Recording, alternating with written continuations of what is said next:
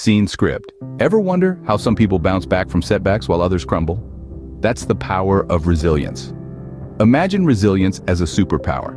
It's the invisible force that helps us rise above adversity, to dust ourselves off after a fall, and to keep moving forward in the face of obstacles. It's not just about enduring the storm, but learning how to dance in the rain. Resilience sits at the heart of our ability to adapt to life's changing circumstances.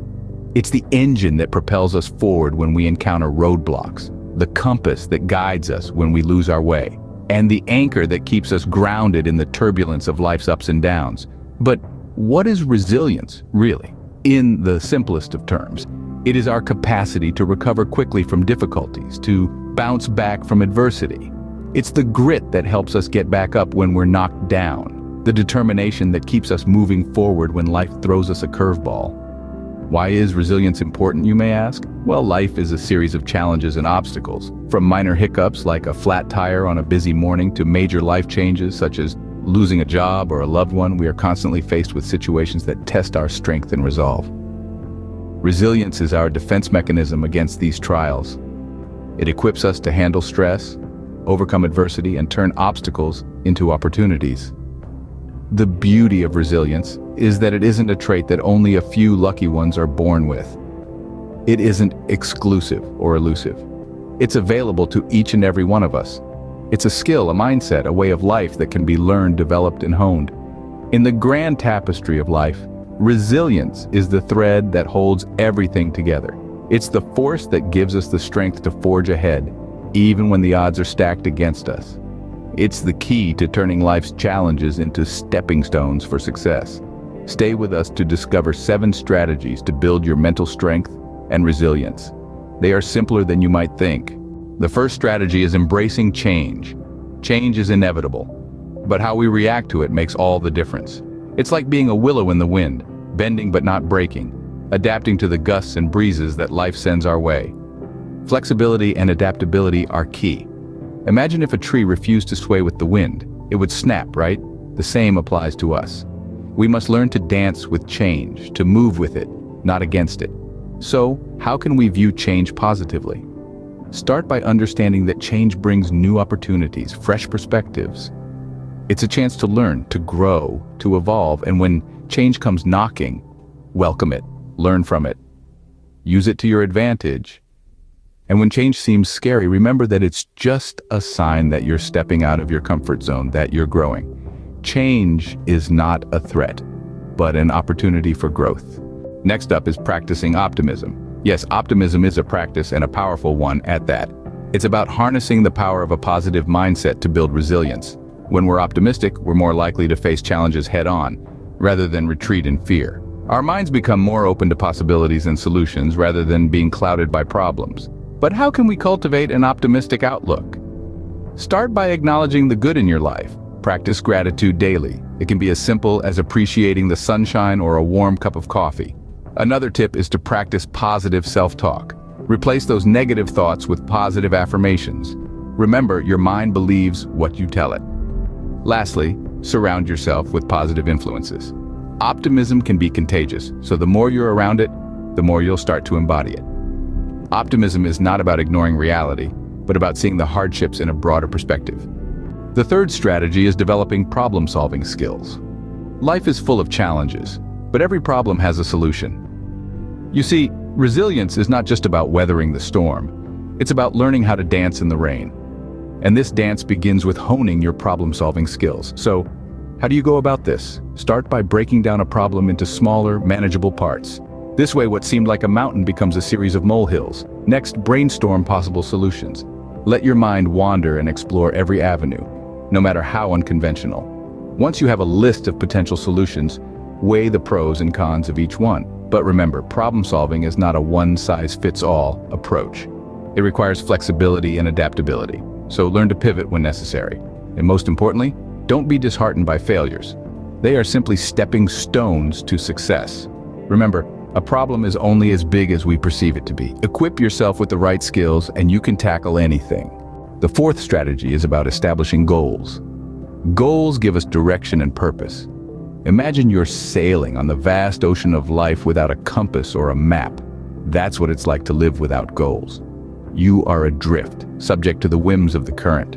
But when you set goals, you're no longer adrift. You have a destination, a purpose. Goals are like the North Star, guiding us through the darkest nights, keeping us on track and giving us the courage to weather the storm. They provide a sense of direction, a sense of purpose, and a sense of accomplishment when achieved. But remember, goals should be realistic and achievable. They should be specific, measurable, achievable, relevant, and time-bound, or what is often referred to as SMART goals. They should challenge you, but not overwhelm you.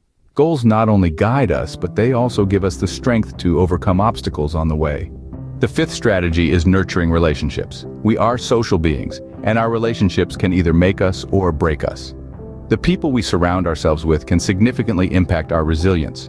When we create and nurture positive relationships, we establish a support network that can bolster us during challenging times. Think about the relationships in your life. Are they uplifting or do they drain you? It's essential to foster connections that inspire positivity, growth, and mutual support. Regularly express appreciation and practice active listening. Communication is key. Create an open dialogue where emotions, thoughts, and ideas can be freely exchanged. Additionally, setting boundaries is crucial. Healthy relationships respect individuality and personal space. It's okay to say no and prioritize your well-being. Cultivate friendships that are rooted in mutual respect, understanding, and shared values. Remember that it's a two-way street. Be there for others, just as you'd want them to be there for you. Remember, it's not about how many friends you have, but the quality of the relationships you maintain. The last two strategies are practicing self-care and embracing failure. As we navigate the ebbs and flows of life, it's essential to remember that our physical, emotional, and mental well-being are interconnected. This brings us to strategy 6, practice self-care. In the hustle and bustle of life, we often prioritize everything but ourselves. Self-care, however, is not an indulgence, it's a necessity. It's taking a moment to breathe, to rest, to recharge. It's about nourishing your body with healthy food, moving it in ways that feel good, sleeping adequately, and taking breaks when needed. It's about saying no when you're overwhelmed and yes to activities that bring you joy. But self-care also extends to your mental and emotional well-being. This might mean meditating, journaling, seeking therapy, or simply taking a few moments each day to check in with yourself. The act of caring for oneself fosters a sense of self-worth and empowerment, which in turn builds resilience. Now, let's move on to our final strategy, embracing failure. We live in a society that often stigmatizes failure, but it's important to recognize that failure is not a sign of weakness. It's a stepping stone to growth, a teacher of resilience. When we fail, we learn. We gain insights about what works and what doesn't. We become better problem solvers, more creative thinkers, and more resilient individuals. Embracing failure isn't about celebrating mistakes, but rather about recognizing them as opportunities for growth. It's about reframing our perspective to see failure as a learning experience rather than a dead end. Each time we stumble, we're given a chance to rise stronger, wiser, and more resilient than before. So, how do you practice this strategy? Start by challenging your perception of failure. Reflect on past experiences, identify what you've learned, and apply those lessons moving forward. Cultivate a growth mindset, one that sees challenges as opportunities rather than obstacles. Self-care is not selfish, and failure is not fatal. They are crucial elements in the journey of building resilience. Now that we've explored the 7 strategies to build resilience, it's time to put them into practice. Let's quickly revisit what we've learned. First, we talked about embracing change. It's about adapting and thriving in the face of adversity. Second, we learned about practicing optimism. We've seen how a positive outlook can empower us to bounce back from setbacks. We then moved on to developing problem-solving skills.